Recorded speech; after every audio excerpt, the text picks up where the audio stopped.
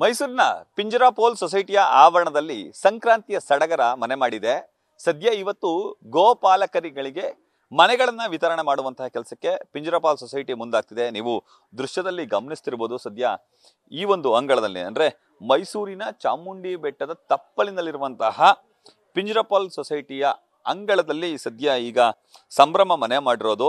ಇಲ್ಲಿ 100 ಅಲ್ಲ 200 ಅಲ್ಲ, ಬರೋಬ್ಬರಿ 4800 ಜಾನುವಾರುಗಳನ್ನ ಸಾಕಿ ಪೋಷಣೆಯನ್ನ ಮಾಡಲಾಗ್ತಿದೆ.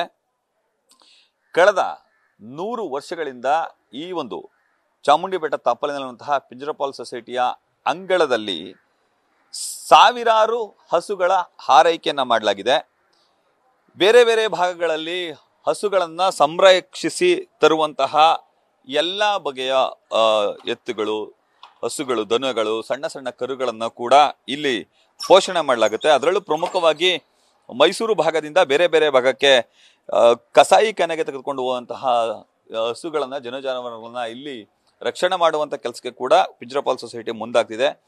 ಇಲ್ಲಿಗೆ ಬರುವಂತಹ ಹಸುಗಳನ್ನ ಉಪಚರಿಸುವುದಲ್ಲಂತೆ ಅವುಗಳನ್ನ ಪೋಷಣೆ ಮಾಡಲಾಗುತ್ತೆ. ಆ ಕಾರಣಕ್ಕಾಗಿ ಇಲ್ಲಿ ಇರುವಂತಹ ಗೋಪಾಲಕರಿಗೆ ಸುಸಜ್ಜಿತವಾದ ಮನೆಗಳನ್ನ ನಿರ್ಮಾಣ ಮಾಡಿಕೊಳ್ಳಲಾಗ್ತಿದೆ. ನೀವು ದೃಶ್ಯದಲ್ಲಿ ಗಮನಿಸ್ತಿರ್ಬೋದು, ಇದು ಗೋಪಾಲಕರಿಗಾಗಿ ನಿರ್ಮಾಣ ಮಾಡಿರುವಂತಹ ಮನೆ. ನಾನು ಮನೆಯ ಒಳಭಾಗದ ದೃಶ್ಯಗಳನ್ನ ತೋರಿಸುವಂತ ಕೆಲಸಕ್ಕೆ ಮುಂದಾಗ್ತೀನಿ. ನೀವು ಮನೆಯ ಒಳಭಾಗದಲ್ಲಿ ಕೂಡ ನೋಡ್ತಾ ಇರ್ಬೋದು. ಇದು ಸಿಂಗಲ್ ಬೆಡ್ ನ ಒಂದು ಮನೆ. ಇಲ್ಲಿ ಆರಂಭದಲ್ಲಿ ನಿಮ್ಗೆ ಕಿಚನ್ ಕೂಡ ಇದೆ, ಅಂದ್ರೆ ಅಡಿಗೆ ಮನೆಯನ್ನ ವ್ಯವಸ್ಥೆ ಮಾಡಲಾಗಿದೆ. ಅಂದ್ರೆ ಗೋಪಾಲಕರಿಗೆ ಅವರು ಅಡಿಗೆಯನ್ನ ಮಾಡ್ಕೊಳ್ಳಿಕ್ಕೆ ಒಂದು ಸುಸಜ್ಜಿತವಾದ ಅಡಿಗೆ ಕೊಠಡಿ, ಜೊತೆಗೆ ಹಾಲಿನ ಜೊತೆಗೆ ಇಲ್ಲಿ ಒಂದು ಕೊಠಡಿಯನ್ನು ಕೂಡ ನಿರ್ಮಾಣ ಮಾಡಲಾಗಿದೆ. ಸಿಂಗಲ್ ಕೊಠಡಿ ಇದೆ, ಅಂದ್ರೆ ರೂಮ್ ಇದೆ. ಒಂದು ಫ್ಯಾಮಿಲಿ ಯಾವ ರೀತಿ ಉಳ್ಕೊಳ್ಳಿಕ್ಕೆ ಎಲ್ಲ ವ್ಯವಸ್ಥೆಗಳು ಬೇಕು, ಆ ವ್ಯವಸ್ಥೆಗಳನ್ನೆಲ್ಲವನ್ನು ಕೂಡ ಇಲ್ಲಿ ಮಾಡಲಾಗಿದೆ. ಇದ್ರ ಜೊತೆಗೆ ಸ್ನಾನಗೃಹವನ್ನು ಕೂಡ ಈ ಮನೆಯಲ್ಲಿ ಮಾಡುವಂತ ಕೆಲಸಕ್ಕೆ ಮುಂದಾಗಿದ್ದಾರೆ. ಆ ಮೂಲಕ ಇಲ್ಲಿ ಅಂದ್ರೆ ಈ ಗೋಪಾಲಕರಿಗೆಲ್ಲರಿಗೂ ಕೂಡ ಸುಸಜ್ಜಿತವಾದ ವ್ಯವಸ್ಥೆಯನ್ನ ಮಾಡುವುದರ ಜೊತೆಗೆ ಇಲ್ಲಿ ಉಳಿದುಕೊಳ್ಳುವಂತಹ ಗೋಪಾಲಕರು ಯಾವುದೇ ಅಡೆತಡೆ ಇಲ್ಲದಂತೆ ಅವರು ಸುಸಜ್ಜಿತವಾಗಿ ಉಳ್ಕೊಳ್ಬೇಕು ಅನ್ನೋ ಕಾರಣಕ್ಕಾಗಿ ಮನೆಗಳನ್ನ ನಿರ್ಮಾಣ ಮಾಡಿಕೊಳ್ಳಲಾಗಿದೆ. ಬರೋಬ್ಬರಿ 22 ಮಂದಿ ತಲಾ 7500 ರೂಪಾಯಿ ಅಂತೆ ಈ ಮನೆಗಳಿಗೆ ದಾನವನ್ನ ನೀಡಿದ್ದಾರೆ. ಆ ದಾನಿಗಳನ್ನ ಕೈಯಿಂದನೇ ಈ ಮನೆಗಳನ್ನ ಉದ್ಘಾಟನೆ ಮಾಡಿಸುವಂತ ಕೆಲಸಕ್ಕೆ ಮುಂದಾಗ್ತಿದ್ದಾರೆ. ನೀವು ದೃಶ್ಯದಲ್ಲಿ ಗಮನಿಸ್ತಿರ್ಬೋದು. ಸುಮಾರು 4500ಕ್ಕೂ ಹೆಚ್ಚು ಜಾನುವಾರುಗಳಂತಹ ಈ ಸ್ಥಳಕ್ಕೆ ಈಗಾಗಲೇ ದಾನಿಗಳೆಲ್ಲರೂ ಕೂಡ ಬಂದಿದ್ದಾರೆ. ಪಿಂಜರಾಪೋಲ್ ಸೊಸೈಟಿಯ ಅಂಗಳದಲ್ಲಿ ಸದ್ಯ ಈಗ ಸಂಭ್ರಮ ಮನೆ ಮಾಡಿರೋದು. ಅದರಲ್ಲೂ ದಾನಿಗಳಂತಹ ಡಾಕ್ಟರ್ ಮಹೇಂದ್ರ ಸಿಂಗ್ ಕಾಳಪ್ಪ ಅವರ ಕುಟುಂಬ, ಮತ್ತೆ ಮೂರ್ತಿಪು ಜಗ್ಜು, ಸೂಯಿ ಜಾನ್ ಜೈನ್ ಟೆಂಪಲ್, ಜೊತೆಗೆ ಜೈನ್ ಚಾರಿಟಬಲ್ ಟ್ರಸ್ಟ್, ವಿಮಲ್ ಬಾಫ್ನಾ ಅವರ ಸ್ಮರಣಾರ್ಥ ಸೇರಿದಂತೆ ಸುಮಾರು 22 ಮಂದಿ ಈಗಾಗಲೇ 22 ಕೊಠಡಿಗಳನ್ನ ನಿರ್ಮಿಸಿದ್ದಾರೆ. ತಲಾ ಒಂದೊಂದು ಕೊಠಡಿಗೆ 7.5 ಲಕ್ಷ ರೂಪಾಯಿಯಷ್ಟು ಹಣ ಖರ್ಚಾಗುತ್ತೆ. ಎಲ್ಲರಿಗೂ ಕೂಡ ಸುಸಜ್ಜಿತವಾದ ಕೊಠಡಿಯನ್ನು ನಿರ್ಮಾಣ ಮಾಡಿಕೊಡುವಂತಹ ಕೆಲಸಕ್ಕೆ ಕುಟುಂಬಸ್ಥರು ಮುಂದಾಗಿದ್ದಾರೆ. ನಮ್ಮ ಜೊತೆ ದಾನಿ ಒಬ್ರು ಇದ್ದಾರೆ, ಅವ್ರ ಕುಟುಂಬಸ್ಥರಿದ್ದಾರೆ. ನೀವು ನೋಡ್ತಿರ್ಬೋದು, ಇವರು ಬನ್ನೂರಿನ ಡಾಕ್ಟರ್ ಮಹೇಂದ್ರ ಸಿಂಗ್ ಕಾಳಪ್ಪ ಅವರ ಕುಟುಂಬ. ನಾನು ಅವ್ರನ್ನ ಮಾತಾಡಿಸುವಂತ ಕೆಲಸಕ್ಕೆ ಮುಂದಾಗ್ತೀನಿ.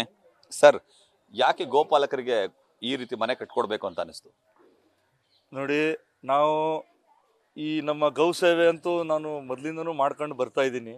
ನಮ್ಮ ಈ ಗೋಪಾಲಕರು ಅಂದರೆ ಈ ಗೌ ಸೇವೆ ಮಾಡುವಂಥವ್ರು ತುಂಬಾ ಕಡು ಪರಿಸ್ಥಿತಿಲಿ ಇರೋರು, ಅಂದರೆ ತುಂಬ ಬಡತನದಲ್ಲಿರೋರು. ಅಂಥ ಫ್ಯಾಮಿಲಿಗಳಿಗೆ ನಾನು ಈ ಒಂದು ಗೌಶಾಲೆ ಅಂದರೆ ಇಲ್ಲಿ 4800ಕ್ಕಿಂತ ಹೆಚ್ಚಾಗಿ ಜಾನುವಾರುಗಳನ್ನೆಲ್ಲ ಅವರು ತುಂಬ ಅಚ್ಚುಕಟ್ಟಾಗಿ ನೋಡ್ಕೊಳ್ಳುವಂಥ ಒಂದು ಫ್ಯಾಮಿಲಿ. ಮತ್ತು ಅವರು 25 ವರ್ಷದಿಂದ ಸತತವಾಗಿ ಆ ಗೌಶಾಲೆಯಲ್ಲಿ ಎಲ್ಲ ಅವರು ಸೇವೆ ಮಾಡ್ಕೊಂಡು ಬಂದಿದ್ದಾರೆ.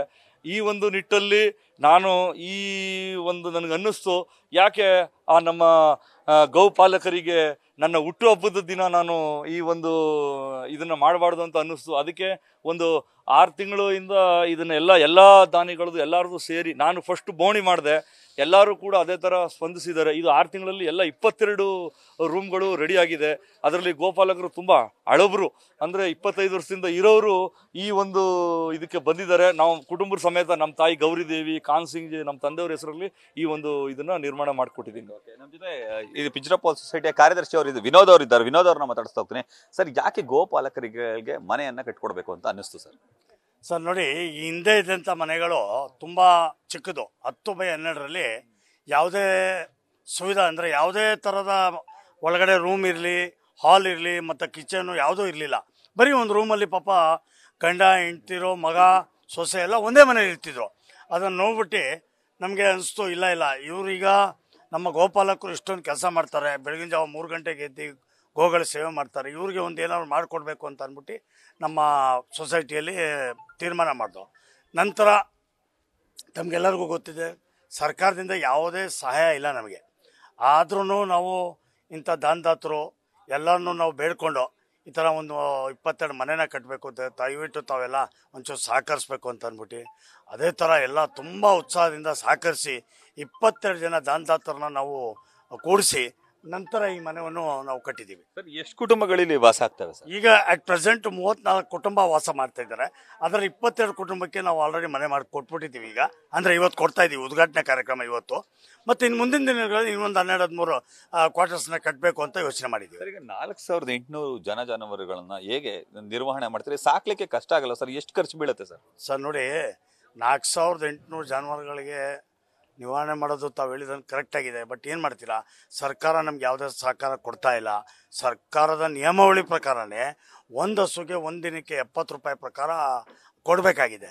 ಬಟ್ ಸರ್ಕಾರಕ್ಕೆ ಯಾವತ್ತೂ ನಾವು ಇಲ್ಲಿಂದ ಕೊಟ್ಟರೆ ಅವ್ರು ಹೇಳ್ತಾರೆ ನಮ್ಮಲ್ಲಿ ಫಂಡ್ಸ್ ಇಲ್ಲ. ಅದೇ ಬೇರೆ ಎಲ್ಲದಕ್ಕೂ ಕೊಡೋಕ್ಕೆ ಫಂಡ್ಸ್ ಇರ್ತದೆ. ಗೋಗಳನ್ನ ರಕ್ಷಣೆ ಮಾಡಿ ಕಳಿಸೋದು, ಆ ಕೇಸ್ ನಡೆಸೋದು ಕೆಲಸ ನಮ್ಮದು. ಯಾವುದದು ಗೋಗಳನ್ನ ನೀವು ಸೀಸ್ ಮಾಡಿ ಕಳಿಸ್ತೀರಾ, ಅದು ಯಾವ ಪ್ರಾಪರ್ಟಿ? ಅದು ಗೌರ್ಮೆಂಟ್ ಪ್ರಾಪರ್ಟಿ. ಆ ಗೌರ್ಮೆಂಟ್ ಪ್ರಾಪರ್ಟಿನ ನಾವು ನೋಡ್ಕೋತಾ ಇದ್ದೀವಿ. ಸೊ ಅದು ಯಾರ್ದು ಕರ್ತವ್ಯ? ಅದಕ್ಕೆ ನೋಡ್ಕೋಬೇಕಾದ್ರೆ ಖರ್ಚು ಕೊಡಬೇಕಾಗಿರೋದು ಸರ್ಕಾರದ ಕೆಲಸ. ಸರ್ಕಾರದ ಕೆಲಸ ನಾವು ಮಾಡ್ತಾ ಇದ್ದೀವಿ, ಆದರೆ ಸರ್ಕಾರ ನಮ್ಮನ್ನು ಸಹಕಾರ ಮಾಡ್ತಾ ಇಲ್ಲ. ಸೊ ದಿನ ನಮಗೆ 4800 ಹಸುಗಳಿಗೆ 2.25 ಲಕ್ಷ ರೂಪಾಯಿ ಖರ್ಚು ಬರ್ತದೆ. ವರ್ಷಕ್ಕೆ 8 ಕೋಟಿ ರೂಪಾಯಿ ಖರ್ಚಿದೆ. ಆದರೂ ಸರ್ಕಾರದಿಂದ ಏನಿಲ್ಲ. ನನಗೆ ನಾಚಿಕೆ ಆಗತ್ತೆ ಹೇಳೋಕ್ಕೆ, ಈ ವರ್ಷದ ಅನುದಾನ 2,32,000 ರೂಪಾಯಿ. ಪಿಂಜರಾಪೋಲ್ ಸೊಸೈಟಿಗೆ 2,32,000 ರೂಪಾಯಿ ದಾನ ಕೊಟ್ಟಿದ್ದಾರೆ ಈ ವರ್ಷದ ಅನುದಾನ. ಅಂದ್ರೆ ಒಂದಿನ ಖರ್ಚು ಕೊಟ್ಟಿದ್ದಾರೆ. ಅದನ್ನು ಕೊಡಬಾರ್ದು. ಅದೇನಕ್ಕೆ ಕೊಡ್ತೀರಾ ನೀವು? ನಾವೇನು ಆ ಥರ ಅದನ್ನೇ ನಂಬ್ಕೊ ಕೂತಿಲ್ಲ. ಅದನ್ನ ನಂಬ್ಕೊ ಕೂತ್ಕೊಬಿಟ್ರೆ ಹಸುಗಳಿಗೆ ಬಾಯಿಗೆ ಮಣ್ಣು ಹಾಕ್ಸ್ಬೇಕಾಗತ್ತೆ. ದಾನಿಗಳು, ಇಂಥ ದಾನಿಗಳು ಎಲ್ಲ ಪ್ರತಿಯೊಂದು ದಿನ ಬರ್ತಾರೆ, ದಾನ ಮಾಡ್ತಾರೆ ಅಂತ ಅಂದ್ಬಿಟ್ಟು ನಾವು ನಡ್ಸಕ್ಕಾಯ್ತಾರೆ. ಇಲ್ಲ ಯಾವುದೇ ಕಾರಣಕ್ಕೂ ನಾವು ನಡ್ಸಕ್ಕಾಗೋದಿಲ್ಲ. ಇದು ಕಾರ್ಯದರ್ಶಿ ವಿನೋದ್ ಅವ್ರ ಮಾತು.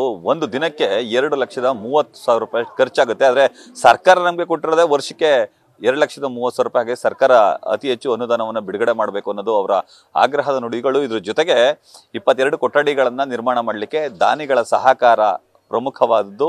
ದಾನಿಗಳಿಂದಲೇ ಈ ರೀತಿ ಕೊಠಡಿಗಳನ್ನ ನಿರ್ಮಾಣ ಮಾಡಿ ಕೊಡ್ಲಾಗ್ತಿದೆ. ಮುಂದೆಯೂ ಕೂಡ ನಾವು ಇದೇ ರೀತಿ ಕಾರ್ಯವನ್ನ ನಿರ್ವಹಿಸ್ತೀವಿ ಅನ್ನೋ ಮಾತನ್ನ ಹೇಳ್ತಾರೆ. ಕ್ಯಾಮ್ರಾಮನ್ ವಿನಯ್ ಜೊತೆ Ravi Pandavapura, news first, Mysuru. News first, ನಿರ್ಭೀತಿಯಿಂದ ನಿಮ್ಮ ಪರವಾಗಿ.